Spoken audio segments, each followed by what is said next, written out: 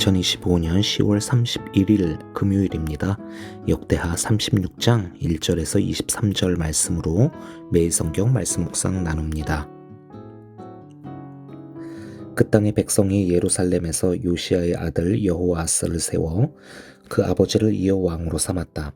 여호아하스가 왕이 되었을 때 그는 23살이었다. 그가 예루살렘에서 나라를 다스린 지 석 달 만에 이집트의 왕이 예루살렘에서 여호아하스를 폐위시키고 유다로 하여금 이집트의 은 100달란트와 금 1달란트를 조공으로 바치게 하였다. 이집트의 느고 왕은 여호아하스의 형제 엘리야김을 세워 유다와 예루살렘의 왕으로 삼고 엘리야김이라는 이름을 여호야김으로 바꾸게 하고 왕이었던 그의 형제 여호아하스는 붙잡아서 이집트로 데려갔다. 여호야김이 왕이 되었을 때 그는 25살이었다. 그는 예루살렘에서 11해 동안 다스렸다. 그는 주 하나님께서 보시기에 악한 일을 하였다. 바빌로니아의 느부갓네살 왕이 올라와서 그를 치고 쇠사슬로 묶어서 바빌로니아로 잡아갔다. 느부갓네살은 또 주님의 성전 안에 있는 온갖 기구를 바빌로니아로 가지고 가서 도성 바빌론에 있는 자기의 궁전에다 들여놓았다. 여호야김의 나머지 사적과 그가 저지른 모든 역겨운 일과 그가 저지른 악한 행위는 이스라엘과 유다 열왕기에 기록되어 있다. 그의 아들 여호야긴이 그의 뒤를 이어 왕이 되었다. 여호야긴이 왕이 되었을 때 그는 8살이었다. 그는 예루살렘에서 석 달 열흘 동안 다스렸다. 그는 주님께서 보시기에 악한 일을 하였다. 그해 봄에 느부갓네살 왕이 사람을 시켜서 여호야긴을 바빌로니아로 잡아가고 주님의 성전에 있는 값비싼 온갖 기구도 함께 가져갔으며 여호야긴의 삼촌 시드기야를 세워서 유다와 예루살렘의 왕으로 삼았다. 시드기야가 왕이 되었을 때 그는 21살이었다. 그는 예루살렘에서 11해 동안 다스렸다. 그는 주 하나님께서 보시기에 악한 일을 하였다. 그는 주님의 입에서 나오는 말씀을 선포하는 예레미야 예언자 앞에서 겸손하게 말씀을 받아들이지 않았다. 느부갓네살은 강제로 시드기야가 하나님의 이름으로 충성을 맹세하도록 하였다. 시드기야는 억지로 충성을 맹세하였지만 마침내 느부갓네살 왕에게 반항하기까지 하였다. 다른 한편으로 시드기야는 고집을 부리며 조금도 뉘우치지 않고 주 이스라엘의 하나님께로 돌아오지 않았다. 지도급 인사들인 제사장들과 일반 백성도 크게 죄를 지어 이방의 모든 역겨운 일을 따라하였으며 마침내 그들은 주님께서 자신의 것으로 거룩하게 하신 예루살렘 성전을 더럽히고 말았다. 그들의 조상의 하나님이신 주님께서 그들과 그 성전을 구원하실 뜻으로 자신의 백성에게 예언자들을 보내시고 또 보내셔서 경고의 경고를 거듭하셨지만 그들은 하나님의 특사를 조롱하고 하나님의 말씀을 무시하고 하나님의 예언자들을 비웃었다. 그러다가 마침내 자신의 백성을 향한 주님의 분노가 치솟으시니 백성을 바로잡을 길이 전혀 없었다. 하나님께서 바빌로니아의 왕을 불러다가 자신의 백성을 치게 하셨다. 그래서 그 왕은 유다의 젊은이들을 닥치는 대로 칼로 쳐 죽였다.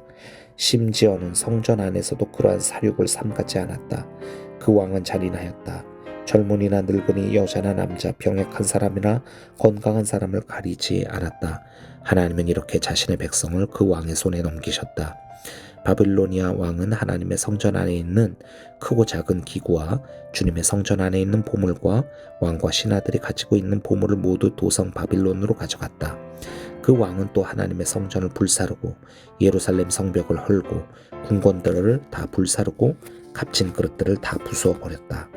그는 또 칼에 맞아 죽지 않고 살아남은 자들은 바빌로니아로 데리고 가서 왕과 왕자들의 노예로 삼았다.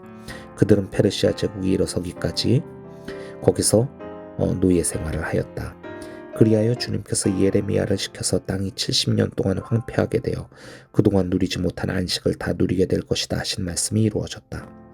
페르시아의 고레스 왕이 왕위에 오른 첫 해에 주님께서는 예레미야를 시켜서 하신 말씀을 이루시려고 페르시아의 고레스 왕의 마음을 움직이셨다. 고레스는 온 나라에 명령을 내리고 그것을 다음과 같이 조서로 써서 돌렸다. 페르시아의 고레스 왕은 다음과 같이 선포한다. 주 하늘의 하나님께서 나에게 이 땅 위의 모든 나라를 주셔서 다스리게 하시고 유다의 예루살렘에 그의 성전을 지으라고 명하셨다. 이 나라 사람 가운데서 하나님을 섬기는 모든 백성에게 하나님께서 함께 계시기를 빈다. 그들을 모두 올라가게 하여라. 어제 본문에서 유다의 마지막 선한 왕 요시아가 너무나 허무하게 죽는 장면을 보았지요.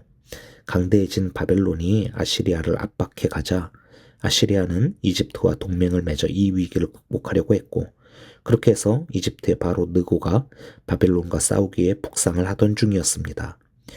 요시아는 이스라엘을 멸망시켰던, 그리고 유다를 침략했던 아시리아가 이 이집트와 함께 다시 그 힘을 회복하는 것을 두고 볼 수만은 없었던 것이었는지 유다를 지나쳐 북상하려는 이집트 군대를 막기 위해 전장에 나갔다가 그만 죽고 말았습니다. 오늘 본문은 요시아가 죽은 후에 4명의 왕들이 나오게 되는데, 이들이 모두 악하여 결국 나라가 멸망하게 되는 그 이야기를 들려주고 있습니다. 유다 백성들은 요시아가 죽은 후 그의 넷째 아들인 여호아하스를 왕으로 세웠습니다.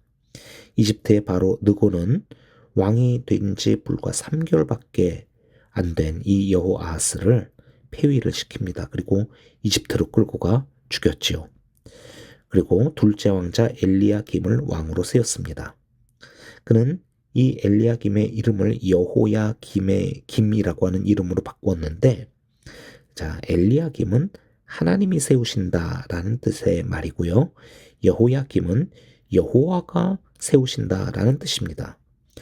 뭐 하나님이나 여호와나 다 그게 같은 거잖아요. 그러니까 그 말이 그 말이에요. 근데 굳이 이름을 이렇게 바꿀 이유가 있었을까요?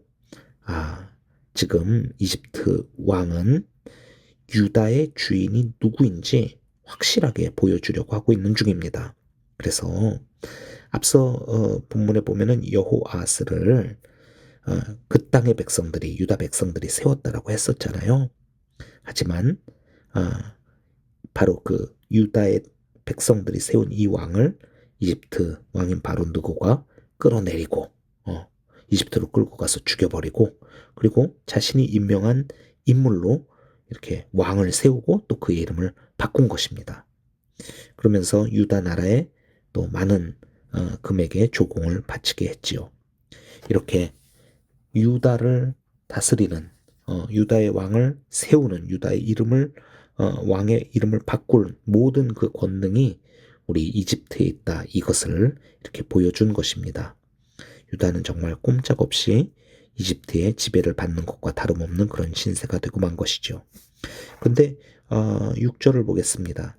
이번에는 또 바빌로니아의 느부갓네살 왕이 올라와서 그를 치고 쇠사슬로 묶어서 바빌로니아로 잡아갔다. 지금 잡혀간 사람이 여호야김인 것이에요. 그러고 나서 그 아들 여호야긴이 왕이 오르게 돼요. 열왕기서는 여호야긴에 대해서 한 10절 정도 분량으로 다루는데, 역대기서는 아주 딱 2절로 간략하게 그 역시 악한 일을 했다. 그래서 바벨론에 잡혀갔다, 이렇게 말하고 있습니다. 그리고서 여호야긴의 삼촌 시드기야가 왕에 이제 오르지요. 마지막 왕입니다. 여기에서 역대기서는 지금까지 여호아하스에서 여호야긴이 계속 이집트로 끌려가고 바벨론으로 끌려가고 했던 이 일들이 하나님께서 유다를 경고하여 회개케 하기 위함이었다라고 그렇게 설명을 하고 있어요. 15절입니다. 그들의 조상의 하나님이신 주님께서 그들과 그 성전을 구원하실 뜻으로 자신의 백성에게 예언자들을 보내시고 또 보내셔서 경고의 경고를 거듭하셨지만, 하나님은 유다의 왕들과 백성들이 죄에서 돌이켜서 하나님을 의지하기를 바라셨어요. 그래서 이렇게 거듭 계속되는 왕들의 이런 적국으로 이렇게 끌려가는 이런 일들 가운데에서도 예언자들을 통하여서 이 백성이 회개하기를 그렇게 권하고 또 선포하였던 것이죠. 그렇지만은 16절을 보게 되면은 이 나라의 사람들이 이렇게 반응을 합니다. 그들은 하나님의 특사를 조롱하고 하나님의 말씀을 무시하고 하나님의 예언자들을 비웃었다. 그러다가 마침내 자신의 백성을 향한 주님의 분노가 치솟으시니 백성을 바로잡을 길이 전혀 없었다. 결국 하나님은 바벨론의 왕을 불러다가 자신의 백성을 치셨고, 마지막 왕인 시드기야도 이 열왕기서의 기록을 보게 되면은 두 눈을 뽑히고 쇠사슬로 묶여 바벨론으로 끌려갔다라고 하고 있습니다. 21절을 보면은 그리하여 주님께서 예레미야를 시켜서 땅이 70년 동안 황폐하게 되어 그동안 누리지 못한 안식을 다 누리게 될 것이다 하신 말씀이 이루어졌다. 이 기록이 나와 있죠. 이스라엘 땅이 강제 안식에 들어가게 되었습니다. 이스라엘 백성들에게 하나님께서 이 땅을 선물로 주시고 이곳에서 공의와 자비, 은혜와 평강의 열매가 맺혀지기를 바라셨지만 이 백성들은 폐악한 농사만을 지었습니다. 그래서 땅이 견딜 수가 없어 하니 하나님께서 이 백성들과 이 땅을 일정 기간 강제 격리를 시키신 것이에요. 그래서 땅은 이 기간 황폐해졌지만 그럼에도 그 땅이 쉴 수 있는 시간을 얻게 되었다라고 그렇게 예레미야 선지자가 표현한 것입니다. 오늘 본문은 이렇게 왕들의 악함을 이야기하면서 그들이 모두 적국의 포로로 끌려가는 장면을 반복하여 이렇게 보여주고 있습니다. 다윗과 솔로몬에게 하나님께서 약속하셨던 순종에 대해서는 축복을, 그러나 죄악에 대해서는 심판을 주신다라는 것을 이 역사적 사실들의 제시로 알려주고 있는 것이죠. 그러면서 마지막 22에서 23절은 이 바벨론의 시대도 이제 끝나고 새롭게 페르시아 제국이 세워지게 되는데 그 페르시아의 왕 고레스가 칙령을 내려 이 모든 것들이 하나님의 역사하심이고 언약의 성취임을 알려줍니다.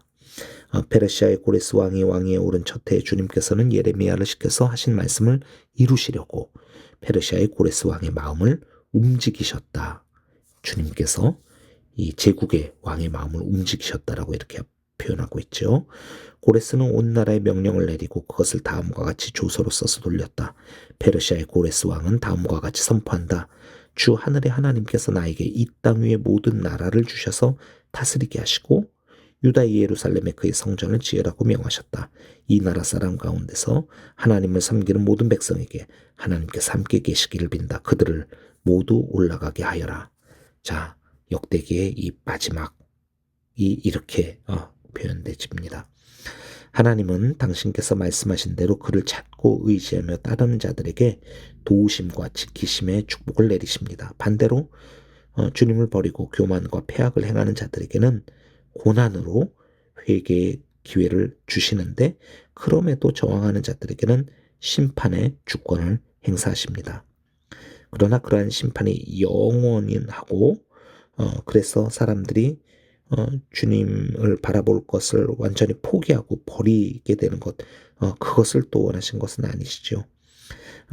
그 고난의 시간은 땅은 안식을 취하며 백성들 가운데는 또 남은 자들을 두사 마음이 부드러져 다시 하나님을 찾으며 회복의 날을 기다리게 하십니다. 그리고 마침내 그 날이 되었을 때 역사의 주권자이신 하나님께서 세상의 통치자의 마음을 움직여 자신의 백성들을 돌아오게 하고 또 당신의 성전을 다시 짓게 하십니다. 악한 왕과 백성들에 의해 성전이 무너지고 그 성전은 그냥 그 성전이 있다라는 것 그거 자체만으로 그 나라를 지켜주는 게 아니었거든요. 그런데 이렇게 이러한 성전은 무너졌지만은 하나님은 다시 그의 백성들을 회복시키시고 구원하셔서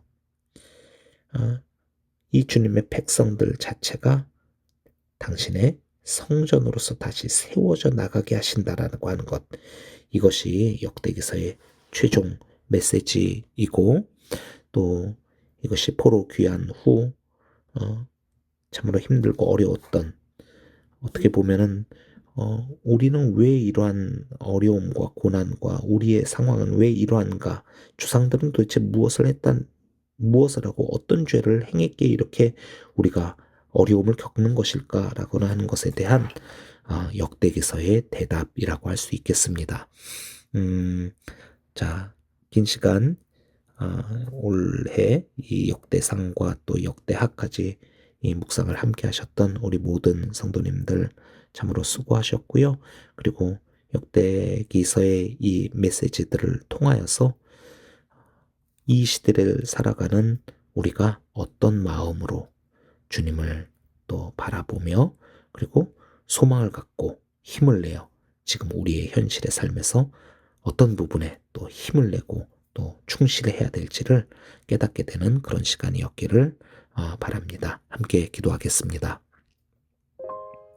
하나님, 역대기서의 이 마지막 장 역대하 36장이 참으로 스피디하게 많은 사건들이 분명 있었겠지만은 요약하여 보여주는 강조하여 보여주는 내용은